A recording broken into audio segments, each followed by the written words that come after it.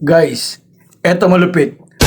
Nagbigay ng mensahe ang ating Chief of Staff, General Browner. Wag na daw isali o hikayatid ang sandatahang lakas ng Pilipinas para sa isang politikal na gawain. What? Diyos ko po, Marimar.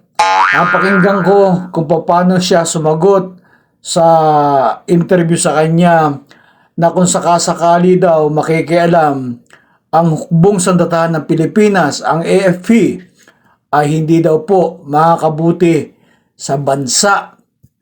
Sir, amo, bossing, maestro, hindi po makakabuti sa bansa. Hindi nyo ba nakikita? Hindi po imbento, hindi po gawa-gawa yung lumutang na korupsyon. Sa tingin niyo po ba, nakakabuti sa bansa ang anomalyan to? Flood control pa lang po ang nabibigay ng pansin. Marami pa pong korupsyon. Kung hindi nyo mamasamain, pati po ang hukbong sandatahan, yung DND na sangay, ay nakakaladkad din po. Ayon po sa ibang mga sources, meron din daw pong ghost project dyan sa DND. Hindi ko lang po alam kung totoo o hindi, pero nakakaladkad. Sa ating nga mga Pilipino, kapag may usok, may apoy, hindi naman po kayo pagbibintangan, paparatangan isang bagay na walang basihan. Kung tutuhin, Chief of Staff, kayo ang tagapagtanggol ng bansa, alam nga namang kalad ka rin sa chismis dyan sa Barberia, yung may anomalya sa inyo. Sa Department of Agriculture, meron din po.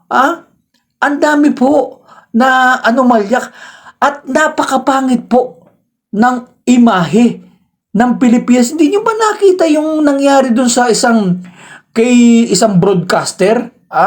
Sa Europe, magpapalit lang sila ng pera. $300 lang ipapalitan. Hindi sila pinayagan magpalit ng pera. Bakit kanyo?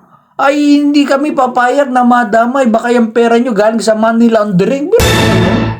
O ano pang inaantay nyo? Ano pang kahihiyan? O hindi maganda sa bansa natin ang inaantay nyo? Tapos, nagsalita ka. Paano yung mga karatig bansa natin? Hindi na tayo pautangin? Utang pa yung lumabas sa bibig mo, General Browner. Ang masama pa nga nito, kung may nagpapautang nga, yung inutang natin, ninanakaw ng ibang mga kurap na politiko. Paano kayong hindi naman po kayo hinahatak para po isubo sa gulo.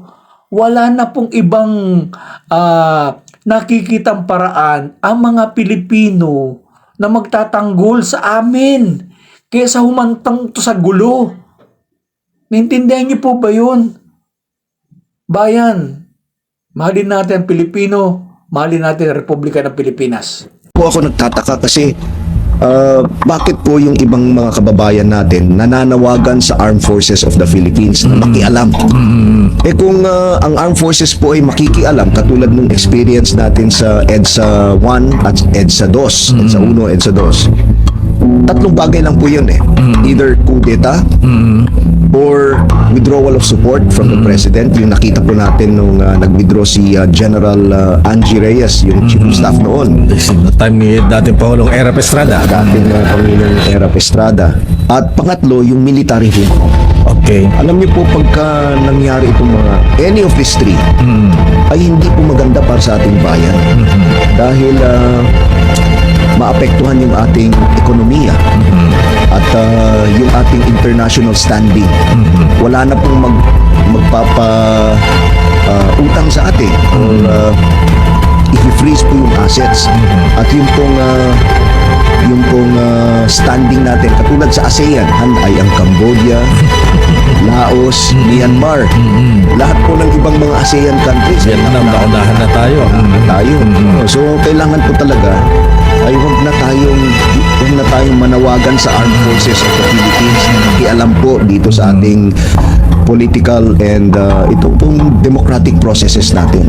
Okay, General Brown, sir, ano ang gusto nilang mangyari?